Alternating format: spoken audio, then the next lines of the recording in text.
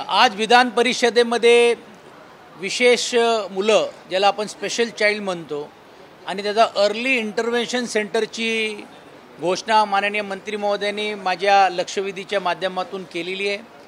आणि त्यामागची संकल्पना आणि भूमिका होती की महानगरपालिकेने विशेषतः आम्ही ज्यावेळी सत्तेत होतो, आदित्यजी ठाकरे जी असतील, आदरणीय उद्धवजी असतील आणि त्यावेळीचे जे नगरसेवक सर्व असतील, ह्यांनी पुढाकार घेऊन नायर हॉस्पिटलांच्या माध्यमातून नागपाड्याला पण 35,000 चौरस फूटमध्ये हे अर्ली इंटरव्हेन्शन सेंटर जे दुसरी 3 वयापासून तर 6-7-8 वयापर्यंत मुलांना ज्यांना अनेक त्रास होतात, पालकांनाही देखील त्यांच्या वेदना ज्यावेळी समजू शकत नाही, अशावेळी त्यांची स्पीच थेरपी, त्यांनी कसं बाथिंग केलं पाहिजे, कशी आंघोळ केली पाहिजे, कसं राहणसहान राहिलं पाहिजे आणि पुढची त्यांची बौद्धिकता वाढवण्याच्या दृष्टिकोनातून या विशेष मुलांसाठी हा सेंटर उघडा व्हावं अशी ती मागणी आम्ही केली होती।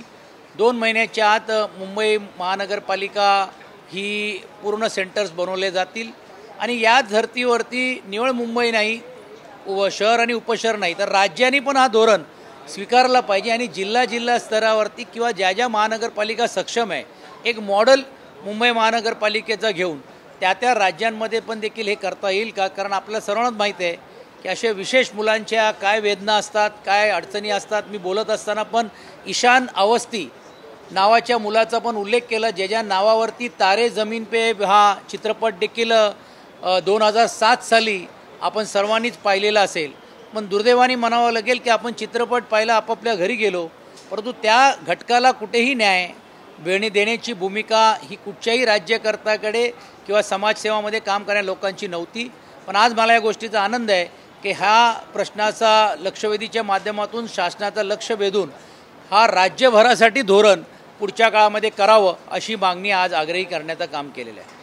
सचिन जी, हिंदी में जानना चाहूँगा, अभी उप मुख्यमंत्री ने ये कहा है कि पंतप्रधान नरेंद्र मोदी ने महाराष्ट्र को एक बहुत बड़ा तोहफा दिया है। अमरावती में मेगा टेक्सटाइल पार्क को अप्रूवल मिला है जिससे 10,000 करोड़ का जो इन्वेस्टमेंट है वो महाराष्ट्र में। ऐसी घोषणा इसके पहले भी हुई है। टेक्सटाइल पार्क अमरावती में भी एक बाजू में जब वो ला रहे हैं उसका ज़रूर हम स्वागत करते हैं, लेकिन कुर्ती में कैसे करें?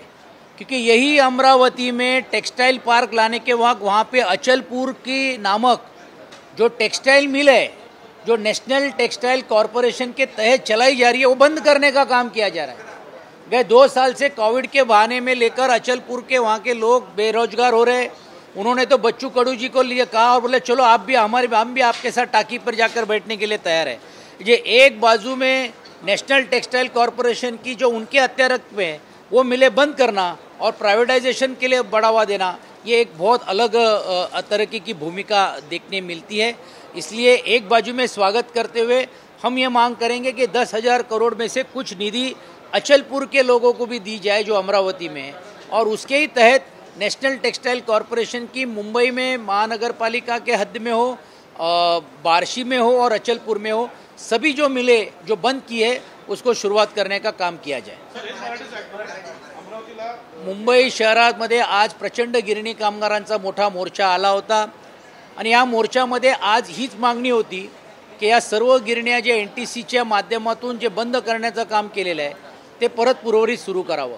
मी आजच घोषणा ऐकली माननीय उपमुख्यमंत्र्यांची की 10,000 कोटी रुपयाचा पॅकेज देशाच्या पंतप्रधानांनी अमरावतीला टेक्सटाइल पार्कच्या माध्यमातून दिलेलं आहे। मग माझा प्रश्न असा आहे की 10,000 कोटी रुपये तुम्ही जर अमरावतीला टेक्सटाइल पार्क आणणार असाल तर अचलपूरच्या ज्या गिरण्या, जी गिरणी आणि त्यालाच लागून असलेली बार्शीची गिरणी आणि मुंबई शहरातल्या गिरण्या, एका बाजूला या गिरण्या बंद करतायत आणि 10,000 कोटी रुपयाचा तुम्ही टेक्सटाइल पार्क आणून नेमकं कोणासाठी हे हेतू साध्य करतायत? त्या आणतायत, चांगली गोष्ट आहे, रोजगार मिळतायत, पण एका बाजूला रोजगार आणत असताना दुसऱ्या बाजूला जे गिरणी कामगार या नॅशनल टेक्सटाइल कॉर्पोरेशन जे केंद्र सरकारच्या अतिरिक्त आहेत, त्या खात्याचे मंत्री महाराष्ट्रातले प्रतिनिधी करणारे पियुष गोयलजी आहे, ते बंद करतायत आणि मग एका बाजूला आनंद आहे आणि दुसऱ्या बाजूला आपण कामगारांना बेघर करतोय।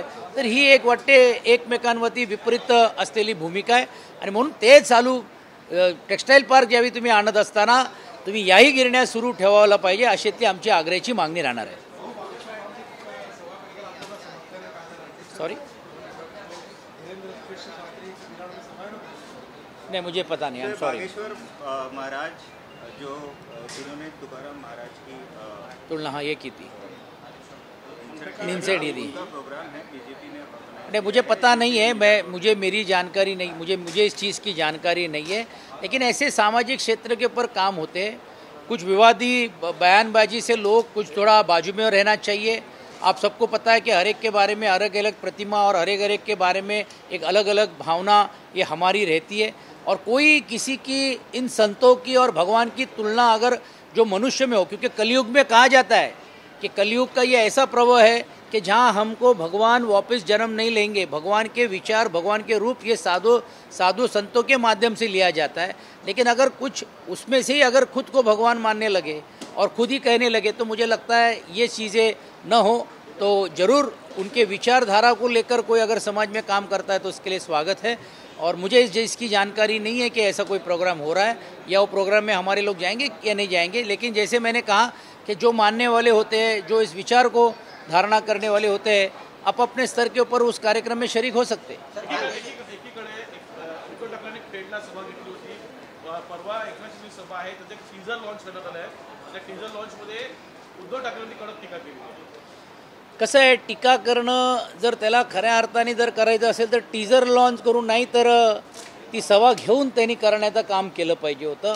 आणि आम्हाला अपेक्षा आहे की ही सभा त्यांनी आमच्याहीपेक्षा विराट करण्याचा निर्धार केलेला आहे. पण किती त्यांना लोक साथ देतील, किती काय करतील, आता संपूर्ण राज्यातली ताकद तिकडे लावली जाणार आहे की काय हे मला माहीत नाही. परंतु टीजर जाहीर करून ह्याला या सभेला तुलना होऊ शकत नाही. या सभेची तुलना जर करायची असेल तर सर्वसामान्य लोक कोणीही भाड्यावरती कोणाला आणले नव्हते. कुठच्या जाती धर्माच्या लोकांना इकडच्या तिकडच्या इकडे आणले गेले नव्हते. त्या भागातले स्थानिक लोकांना जी घेऊन सभा आम्ही जशी केली होती तशी सभा प्रत्येकानं करण्याचा अधिकार आहे.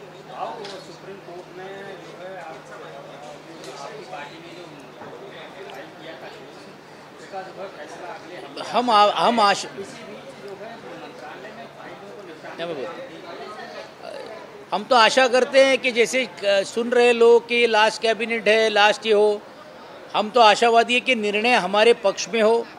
हम अपेक्षा करते हैं कि जिस तरह से कपिल सिब्बल जी और पूरी लीगल टीम ने और हमारे सभी जो नेता वहाँ पे वरिष्ठ नेता गए, अनिल देसाई जी हो, अनिल परब जी हो, साथ ही साथ में जो वहाँ के एडवोकेट्स, लॉयर्स, विनायक राउत जी हो, सांसद संजय राउत जी हो, ये सब लोगों ने जो मेहनत करके जो युक्तिवाद किया और आदरणीय पक्ष प्रमुख जी के मार्गदर्शन में हुआ, हम अपेक्षा करते हैं कि घटना को सामने रखते हुए निर्णय हमारे पक्ष में लगेगा. लेकिन हम सिर्फ हमारे पक्ष की बात नहीं कर रहे, क्योंकि ये विषय सिर्फ हमारे पार्टी तक के सीमित नहीं है. आज हमारे पे ये वक्त आया, कल कोई भी पार्टी के ऊपर आ सकता है, लोकशाही के ऊपर आ सकता है, लोगों के सामाजिक क्षेत्र में काम करने वाले लोगों के ऊपर आ सकता है. इसलिए ये निर्णय लोकशाही को दिशा दिखाने वाला होगा और हम आशावादी है कि ये निर्णय हमारे पक्ष में लगे. हालांकि सुप्रीम कोर्ट के सभी जजेज़ों के ऊपर और न्यायालय के ऊपर ये अधिकार है, लेकिन हमारे पक्ष में निर्णय लगा तो अच्छी बात है, नहीं तो हम लोगों के न्यायालय में जाएंगे. त्यांच्याकडे निरमा हे आलेलं आहे. नाही, आता काही लोक निरमाने आता निरमा वॉशिंग पावडर आलेली आहे सांगतायत, काही लोक तर डेटॉल वापरा म्हणून सांगतायत.